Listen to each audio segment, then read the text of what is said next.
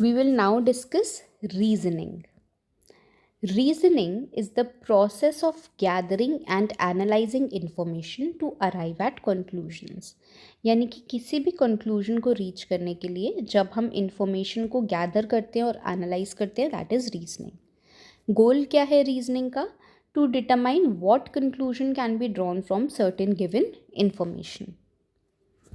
Now, reasoning can be of two types: deductive reasoning and inductive reasoning. Deductive reasoning is the kind of reasoning that begins with an assumption. In other words, it is reasoning from general to specific. Particular या फिर आप बोल सकते हो specific. जब भी आप किसी एक जनरल चीज़ से स्पेसिफिक की तरफ मूव करते हो, that is deductive reasoning. On the other hand, inductive reasoning is based on specific facts and observations.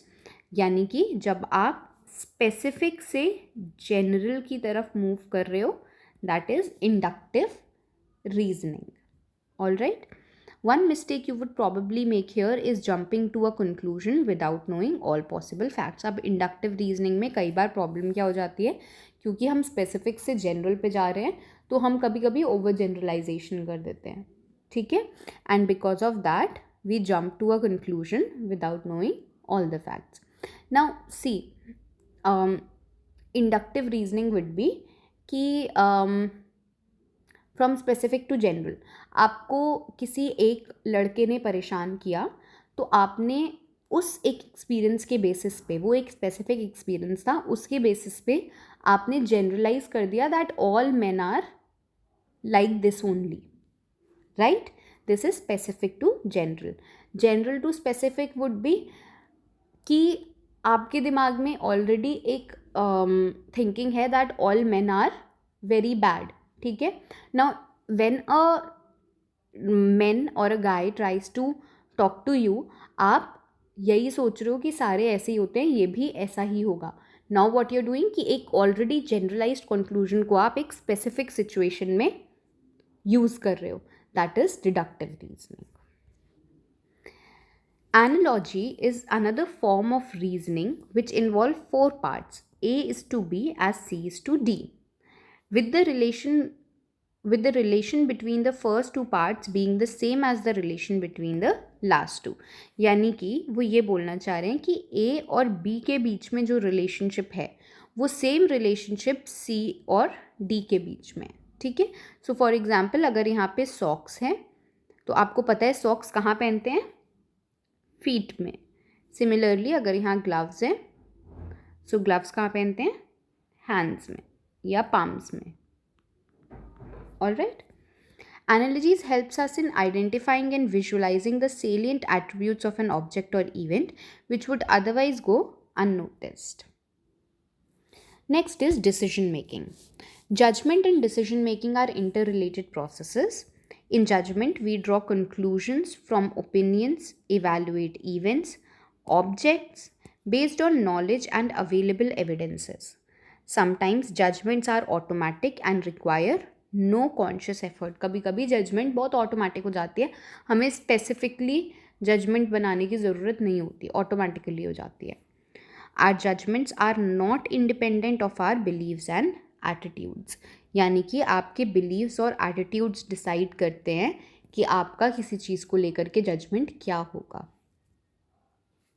In decision making, the problem before us is to choose among alternatives by evaluating the cost and benefit associated with each alternative.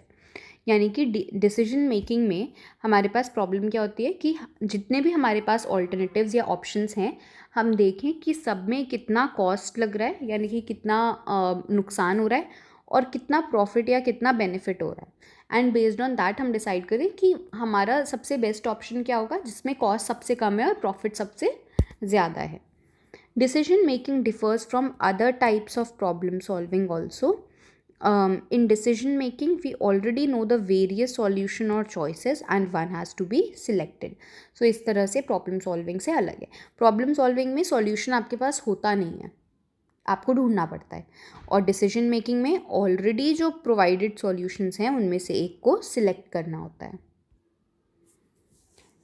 Now creative thinking its nature and process. What is creative thinking? Creative thinking can be applied in almost any area of human activity at different level. Creative thinking is basically किसी problem को किसी नए novel या unique idea के help से solve करना. That is creative thinking. Thinking out of the box. ऐसे solutions लाना जो आपके लिए या तो नए हों या इन जनरल किसी के लिए भी वो एक बिल्कुल नया टाइप का सॉल्यूशन हो. Nature of creative thinking. Creative thinking is always original and unique of ideas, unique in the sense that it did not previously exist. It is also generally characterized by what Bruner calls effective surprise. Thinking is said to be creative when it is reality oriented, appropriate, constructive and socially desirable. यानी कि आपकी thinking creative तभी होगी, हो सकता है कि आपने एक बहुत अच्छा आइडिया दिया हो, लेकिन अगर वो रियलिटी ओरिएंटेड नहीं है या अप्रोप्रिएट नहीं है या उससे आपकी प्रॉब्लम सॉल्व ही नहीं हो पा रही या कंस्ट्रक्टिव नहीं है या बाकी लोगों को पसंद नहीं आया, तो आपके उस आइडिया का कोई पॉइंट नहीं रहा. Right. J.P. Guilford, a pioneer in creativity research, proposed two types of thinking: creative thinking, convergent and divergent. Sorry, some issue with the PPT. Yeah. Convergent thinking refers to thinking that is required to solve problems which have only one correct answer. यानी कि convergent thinking वो होती है जिसमें आप एक problem के एक ही सॉल्यूशन, उसका एक ही सॉल्यूशन है और आप एक ही सॉल्यूशन को ढूंढ रहे हो. That is convergent thinking. It is important to identify the most useful or appropriate idea. ठीक है. सो कन्वर्जेंट थिंकिंग में बेसिकली क्या है, अगर आपको एक इक्वेशन सॉल्व करनी है तो उसका एक ही आंसर है और आप उसी आंसर को ढूंढने की कोशिश कर रहे हो. Right. That is convergent thinking. But divergent thinking abilities generally include fluency, flexibility, originality and elaboration. Divergent thinking तब यूज़ होती है जब आप ऐसे प्रॉब्लम्स के बारे में सोच रहे हो जिनके मल्टीपल आंसर्स हो सकते हैं और आप उन आइडियाज़ में से सबसे ओरिजिनल, फ्लेक्सिबल या फ्लुएंट आइडिया को ढूंढने की कोशिश कर रहे हो. यहाँ पर डाइवर्जेंट थिंकिंग में it is essential that you generate a wide range of ideas. Now fluency क्या है? It is the ability to produce many ideas for a given task or problem. The more ideas a person produces the higher his fluency ability. जितना ज़्यादा ideas create करोगे, basically यहाँ पर number of ideas की बात हो रही है या नंबर ऑफ सॉल्यूशंस की बात हो रही है. Flexibility indicates variety in thinking. यानी कि नंबर ऑफ सॉल्यूशंस तो हैं बट उनके साथ वो सॉल्यूशंस एक दूसरे से कितना डिफरेंट हैं, यानी कि कितना वेराइटी है. और you can say the versatility.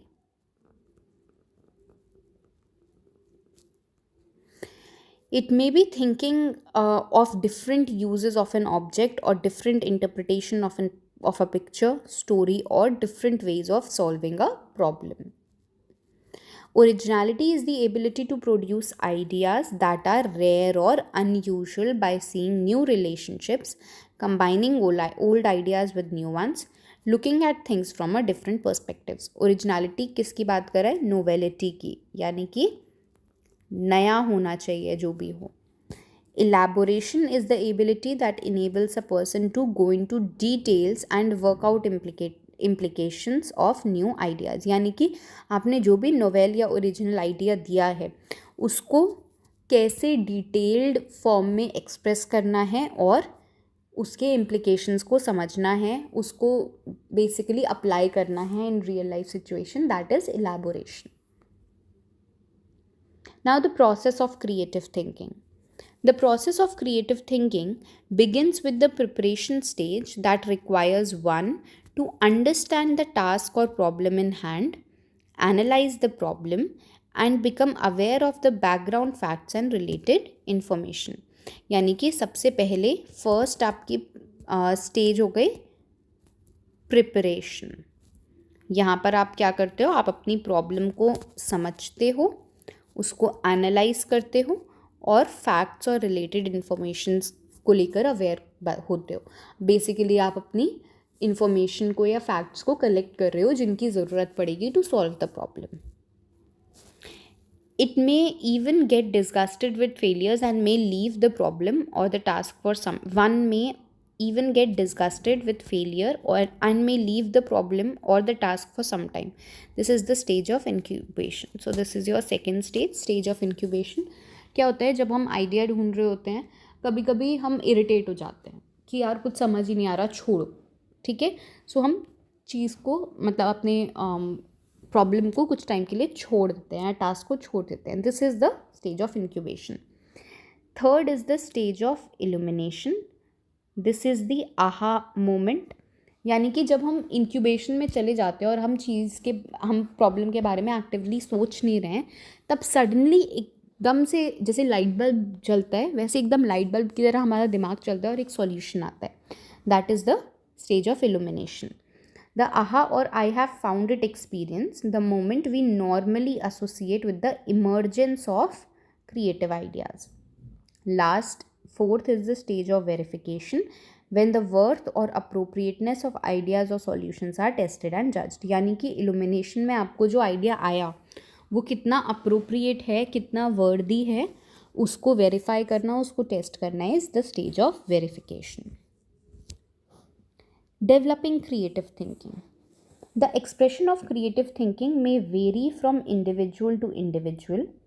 Although hereditary factors are important in determining the extent to which one can be creative, environmental factors facilitate or hamper the development of creative thinking abilities.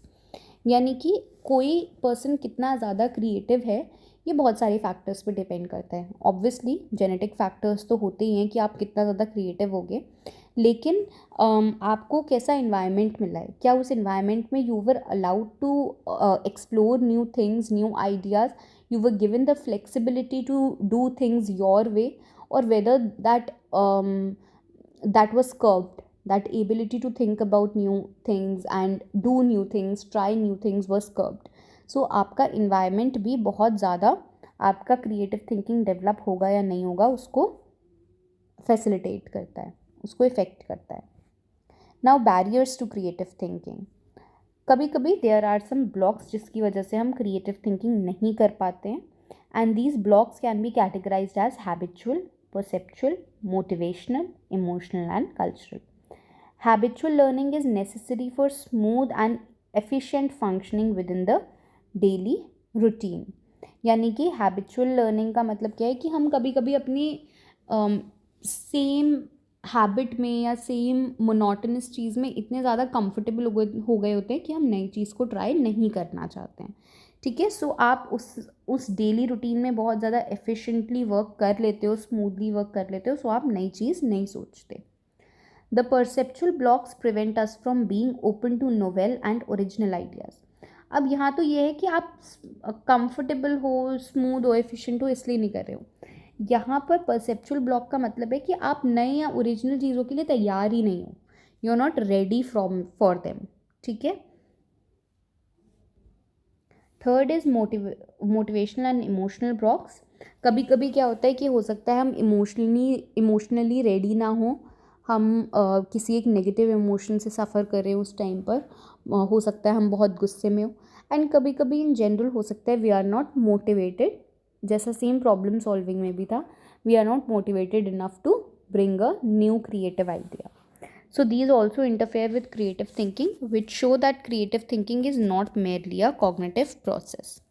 Then there are cultural barriers also that are related to excessive adherence to traditions, expectations, conformity pressures and stereotypes.